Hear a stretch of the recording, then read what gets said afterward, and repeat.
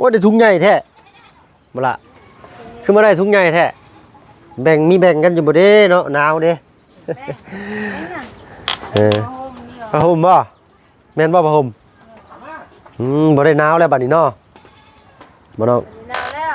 บ่หนาวแล้วบัดนี้เนาะนอนม่วนแฮงต้องซื้อบ่ได้บ่ได้พิงไฟแล้วบัดนี้เนาะไป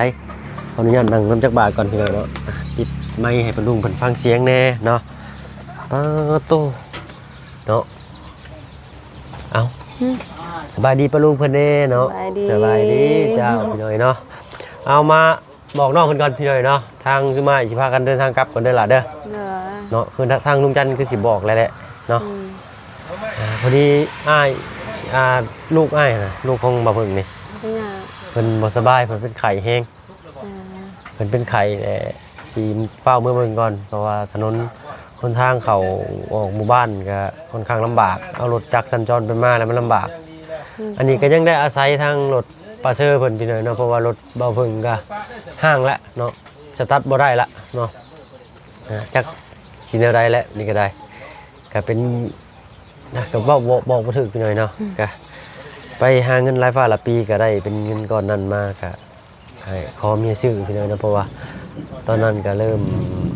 ยังบ่ทันได้เฮ็ด YouTube น้ำลุงก็มีแต่เที่ยวเมื่อบ้านเนาะ30กิโลไปกลับมานะพี่น้อยเนาะ30กิโลไป30กิโลมามื้อนึง60กิโลเพื่อไปเฮ็ดเวียกเป็นลูกมือของพ่อพี่น้อยเนาะพ่อเพิ่นเฮ็ดก่อสร้างว่าซั่นซะเนาะอยู่บ้านเฮ็ดเฮือนให้เพิ่นพี่น้อยเนาะเจ้าเป็นวัดบ่จักเจ้าก็ได้บ่น้ำเบาสิซื้อยาที่พี่กับยาสลามาเขามาให้อยู่ลืมซ้ำไปกินนี่พ้นแห้งพี่น้อยเนาะไปกินข้าวก็ได้แห้งหลายขอโทษขอไปเลยล่ะยากินนี่แหละยันเป็นไข้ยันเป็นหนาวนี่ก็กินนั่นแหละเคยกินอยู่บ่เคยกินยาเคยบ่เป็นไข้เคยแต่ว่าบ่เคยกินยาเอ้ามันได้จังเช้าเฮ็ดอะไรมันจังเช้าเคยกินยาบ่ได้กินยาย่านน่ะแล้วมันใหญ่โพดน่ะเม็ดยามันใหญ่โพดเคยกินแล้วก็บ่อยทีพอบ่ได้ย่านเนาะคนบ่เป็นตาย่านยาบัดย่านยาพี่น้อยเนาะยาเล่ยานั่นเดี๋ยวสิให้เบิ่งทางลูกอ้ายทางเพิ่นบ่สบายยุบขออนุญาตนั่งคาตามาด้วยพี่น้องเด้อนั่งตะหมอบบ่ได้สุกมันเก่งนี่ลูกสาวนี่ยายเจ็บใช่ลูกหัวนี่ลูกจักบอกว่าเจ็บหัวเห็นเนี่ยก็มีต้นลูกพี่น้อยเนาะเพิ่นก็ได้สงสารแต่ว่าเป็นไปได้อยากเจ็บแทนเนาะเพิ่นเว้าเรื่องลูกเจ็บเป็นรุ่นมาพี่น้องอยากเจ็บแทนเพิ่นได้เว้ามามันบ่คักนะมันเนาะเก็บไว้ก่อนแล้วก็ขอให้ลูกอายหายไวๆโดยเนาะขอบใจน้องหลายๆน้องคือกันเด้อระวังจิมาบ่อยู่จักอาทิตย์4-5 มื้อ 3-4 มื้อเนาะก็สิกลับขึ้นมาใหม่พร้อมทางลุงจันทร์ก็ยังสิมีทางลุงหนวดเบาตุนเบาไล่เด้อ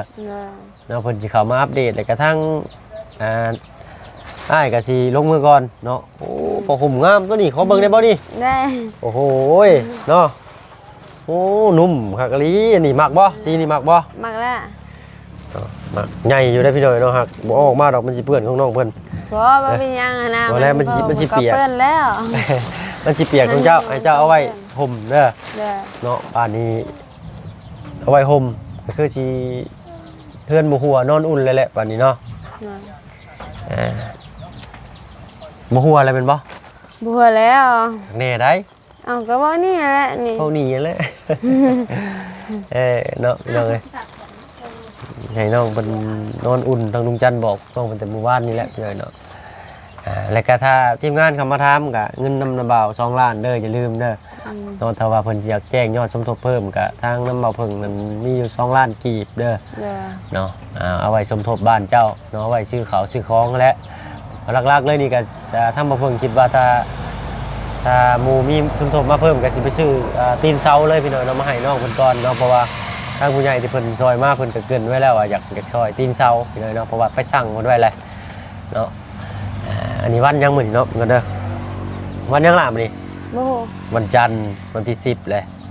หน่อยเนาะวันจันทร์วันที่10วันที่10 11คาน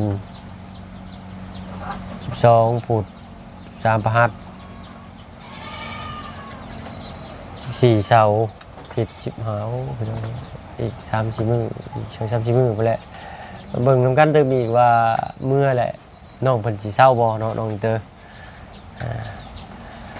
ปู่กับย่าเพิ่นก็อยู่ใกล้ซ้ำเนาะอยู่ห่างออกไป30กิโลเนาะห่างออกไป30กิโลจากบ้านที่อยู่ปัจจุบันนี่นะพี่น้อยเนาะ35กิโลพุ่นแหละเนาะเพื่อทางเข้าบ้านนี่ก็4กิโล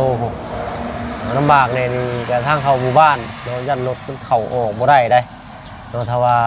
มันเป็นทางดำเลยนะเพิ่นแล่นมาแป๊บเดียวพี่น้อยเนาะทางว่าวุ่นก็สงสัยสิบ่อยู่บ้านก็เลยต้องลุงจันเพิ่นว่าเอาพาเมื่อก่อนเนาะเพิ่นเป็นห่วงอะไรพี่น้อยเป็นห่วงทั้งลูกทั้งเมียทั้งป้าแหละเพราะว่าเพิ่นขี่รถจักรถนนมันลื่นขนาดรถเบาเตี้ยงก็ยังสไลด์ลงคลองพี่น้อยนี่เนาะจักสิเว้าแนวใดมีโอกาสอยากไปเบิ่งบ้านอยู่ไว้ไปอยู่บ่เด้อส่วนนายจะไปนำเนาะเด้อ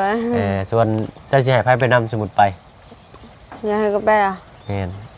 เอ้ยสะพายอยากสะพายเอื้อยสะพายสะพายเด้ออ๋ออันน้องงามนี่เด้ออยากให้สะพายไปนำแต่ก็อ้ายเนาะเอาเพื่อแหละเพื่อมีบรรณาบรรณัยแต่ว่ามีโอกาสบุญฮอดจอดเกี่ยวถึงพี่หน่อยเนาะจังพาน้องเพิ่นไปกินข้าวแล้วบ่นี่กินแล้วได้ยังกินข้าวแรกมื้อนี้กินบ่ไข่แล้วก็ไข่เด้อไข่เอาไข่มาให้จ้ามันก็ได้ก็คือบูจ้าแล้วบูจักแล้วลุงนวดนะลุงนวดลุงนวดเบายังนะให้แม่ข่อยแต่ข่อยบ่ได้ให้ข่อยเคยกินเลยปลากระป๋องกินแล้วเนาะเสียลองปลากระป๋องมันบ่เสียลองเห็นบ่เนาะปลากระป๋องเป็นเสียลองไปหน่อยเนาะเนาะทางน้ำเบาก็สิอีก3นาทีพี่หน่อยเนาะก็6 โมงแล้วก็สิพากลับก่อน7 ทุ่ม 1 2 ทุ่มกว่าฮอดบ้านเนาะเพื่อทางเข้าบ้านอีกเพื่อนั่นอีกลุงเพิ่นซื้อหน่อไม้ไว้แล้วแหละพี่น้อยเนาะรอบนี้ก็สิพากันเดินทางกลับเลย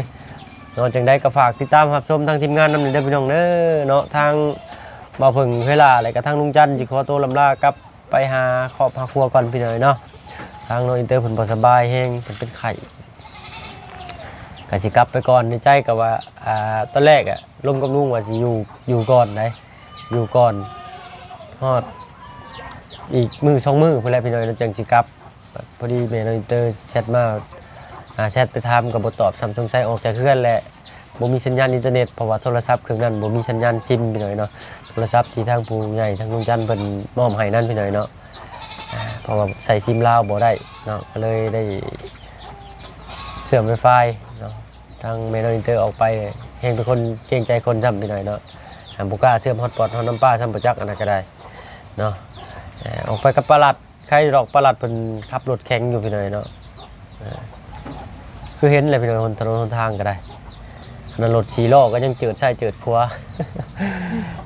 เอาเนาะเว้ากันหลายใจกันห่างทางอ้ายขอตัวลำลาก่อนบัดนี้เด้อพบพ่อกันโอกาสหน้าเด้อเนาะบ่แม่นสิลืมกันเด้อแต่ว่าอ้ายว่างๆอ้ายสิโทรมาเล่นนำเด้อ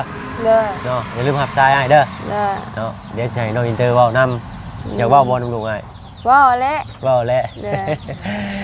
เอาพี่น้อยเนาะถ้าว่าบ่มียังคาดเคลื่อนเดี๋ยวสิโทรมาเล่นแม่นน้ำน้องเพิ่นนะพี่น้องเนาะก็สิโทรมาแหละอยู่เฮือนก็เดี๋ยวสิอบรมน้องเพิ่นเบิ่งเนาะได้น้องเพิ่นบ่เคยเห็นก็สิพาน้องเพิ่นเบิ่งเนาะเอาสำหรับคลิปนี้ทางอ้ายไปก่อนเด้อเนาะเอาสบายดีปะลุงเพิ่นแน่สบายดีเนาะไปทางว่าขอไม้นี่ล่ะอึ๊บเต้าเนาะมียังอยากบอกอยู่บ่มียังอยากบอกอยู่บ่ได้เหนื่อย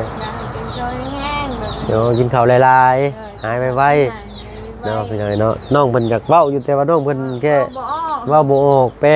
เป็นลาวบ่ออกเนาะเว้าเพิ่งแนมมึงก็ฮู้อยู่พี่น้อยเนาะเพราะว่าน้องเพิ่น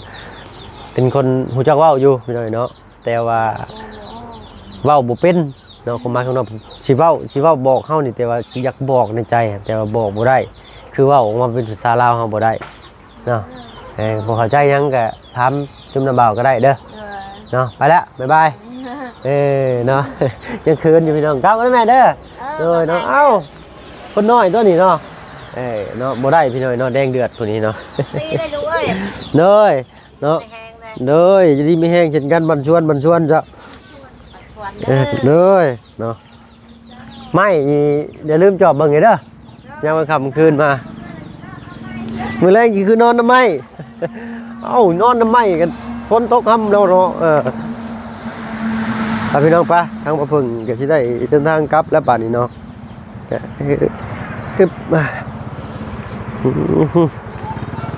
ฮ็ดรถเพิ่นสิไปได้บ่น่ะลูกชาวของประตูห้องออกไปหน่อยเนาะยังเว้นไปหาหน่อไม้ขายยามมื้อเช้ายามมื้อแลงน้องเพิ่นก็พอจะได้บัตรเติมเงินหั่นนะเนาะน้องเพิ่นก็ได้หาเพื่อซื้อข้าวต้มขนมมาให้น้องของต้นบางเว้นนี่พี่น้อยเนาะถ้าบ่เพิ่งเห็นอันทางน้องแก้งของน้องหัวยองหั่นนะเพิ่นไปหาหน่อไม้ตากฝนมาที่บ่เพิ่งถ่ายลงไปนะหามาแล้วน้องๆเพิ่นก็พากันไปซื้อขนมพี่น้อยเนาะความสุขของน้องๆเพิ่นก็บ่ได้มีหยังอันนั้นแบบว่าบ่ได้ต้องการหยังหลายนะพี่น้อยเนาะพากันไปซื้อขนมมาแล้วก็แบ่งกันกินโอ้เห็นแล้วก็จักสิบอกออกมาแนวใดพี่น้อยเห็นแล้วก็อยากมีเลยอยากให้เพิ่นนะเนาะเห็นน้องๆเพิ่นกินนี่ก็เป็นหน่อไม้หน่อมันพี่น้อยเนาะทางลุงจันทร์เพิ่นเนาะฮึบเบิ่งจัดไปอีกกันจะหน่อยสิบ่ขอบเก่าบ่โอ้ยขาดเลยนะฮึบกันจัดหน่อไม้ไว้กันเนาะฝนก็จะตกแห้งแน่พี่น้อยเนาะได้เอาไว้ถ่ายๆจะจึงเดินก็เอาลงคือเก่าข้าวเนี่ยบ่เพิ่นก็ได้ถ่ายคลิปกับน้องเพิ่นก็ได้แต่10 นาทีนึงสิได้ก็ฝากเป็นกำลังใจทีมงานสะพานบุญเนาะได้พี่น้องเด้อเนาะข้าวหน่วยนึงพร้อมข้าวหน่วยนึงน้ำไม้ก็บ่หลายแสนเติมทั้งลุงก็ได้เบิด 400-500 บาทพุ่นบ่เมื่อกี้นี้ก็ได้เนาะไปพี่น้องเอ้ยเนาะเงินคำกำแก้วก็หายากอยู่หั่นแหละเนาะมีเล็กก็ซอยเล็กมีน้อยก็ซอยน้อยและปัจจัยภัยเพิ่นเนาะฮึบโตฝนตกหนักเลยพี่หน่อยเนาะฮึบไปพี่หน่อยเนาะพุ่นแหละเดินทางกันบัดนี้เนาะสิพ่อหยังแน่ไปพี่หน่อยเนาะก็สิพากันเดินทางกลับแล้วบัดนี้เนาะเบิ่งทางแม่น้องอินเตอร์เพิ่นชงยังมาบอกกับป้าใหญ่กำลังมาฮอดเฮือนนี่ใส่สูง40โอ้40อุณหภูมิร่างกายเฮานี่บ่นักได้40ป้าโตเองเด้โตก็ยักแตกพี่น้องปวดหัวเด้นักได้กันได้เป็นตัวนึงนี่ก็ได้36 37นี่ก็ยังว่านั่นปวดยังลุกบ่ขึ้นเนาะอันนี้เพิ่นคนน้อยช่ำฉันจะพากันเมื่อเหนื่อยเบิ่งลูกเบิ่งเต้าก่อนเป็นยังไงเนาะตรวจขอภัยทางป้าลุงหลายๆเหนื่อยเพราะว่าทางนี้ก็เวียกงานทางนั้นก็ครอบครัวพี่น้องไงเมื่อเบิ่งครอบครัวก่อนช่วงนี้ก็โอ้ลำบากอย่างนี้พี่น้องไงช่วงบางหนึ่งก็ไข่เลือดออกไข่ยุ่งมาวันนี้ก็ไข่มาน้ำฟ้าน้ำฝนเนาะธรรมดาเด็กน้อยพี่น้อยเนาะไปฉันเอากะสิมีแต่พากันเดินทางกลับบ้านกับจองก่อนพี่น้อยเนาะพบพ่อกันอีกจักมือลุงประมาณว่าครับเบิ่งตัวจริงนี่แหละเมื่อเบิ่งสภาพทางบ้านทางเฮือนก่อนพี่น้องไงเนาะเฮือนกับหัวทางให้ทางหน้านั่นแหละคันให้คันหน้าขาดบ่หรือว่าจะได้ไปเบิ่งตัวจริงก่อนถ้าว่าอันนั้นคำได้เมื่อไปซี่นี่ท่านก็ย่ำพูดแล้ววันเสาร์วันอาทิตย์พูดแล้วสิได้มาเพราะว่ามาส่งลูกสาวก็วันนี้สาวเขาเย็นแบบรถน้อยออกมาบ่ได้รถจักรนี่ขี่บ่ได้เลยพี่น้องลำบากแฮงได้ว่าสิกำลังจะเมื่อแรกก็สิได้มาส่งสาวตะลำเพิ่นเนี่ยเขาเย็นนะฟังเบิ่งมันสุกวันเสาร์นั่นแหละสิได้มานะก็มีแต่จีพากันเดินทางกลับเท่านั้นแหละพี่น้อยเนาะ ขาดไว้ผู้แลเดี๋ยวสิแจ้งอีกเทื่อนึงพี่น้อยเนาะก็ยังคือเก่าเนาะยอดอยู่นำบ่เพิ่ง2ล้านก็แจ้งน้องเพิ่นแล้วพี่น้อยเนาะเพื่อทางทีมงานเข้ามาถามน้องเพิ่นจึงสิได้แจ้งยอดถูกเนาะนำบุคคลนั้นๆเนาะทีมงานสายบุญคนนั้นมีเท่าไรคนนี้มีเท่าไรนะเนาะทางปะลุงเพิ่นก็น่าสิฮู้อยู่ดอกเนาะในแต่ละช่องเลยก็รวมๆเอาเลยก็คอมเมนต์มาบอกคณะพี่น้อยเนาะอันนี้ก็อาศัยป้าใหญ่เพิ่นพาออกไปพี่น้อยเนาะเราเฮ็ดได้ดีบาดนี้เนาะไปแล้วซะไปเฮาก็ได้เนาะขออนุญาตจบคลิปแต่เพียงเท่านี้เด้อพี่น้องเด้อเนาะเอาอยู่ดีมีแฮงบัดสุผู้ทุกคนเนาะความเจ็บอย่าสุได้ความไข้อย่าสุมีเด้อพี่น้องเด้อเนาะความเจ็บความปวดนี่บ่อยากให้ได้บ่อยากให้มีปล่อยไปถือมาเด้อพี่น้องเนาะไปอยู่ดีมีแฮงบัดสุผู้ทุกคนไปแล้วพี่น้องสบายดีพี่เจ้าไปบัดนี้ไป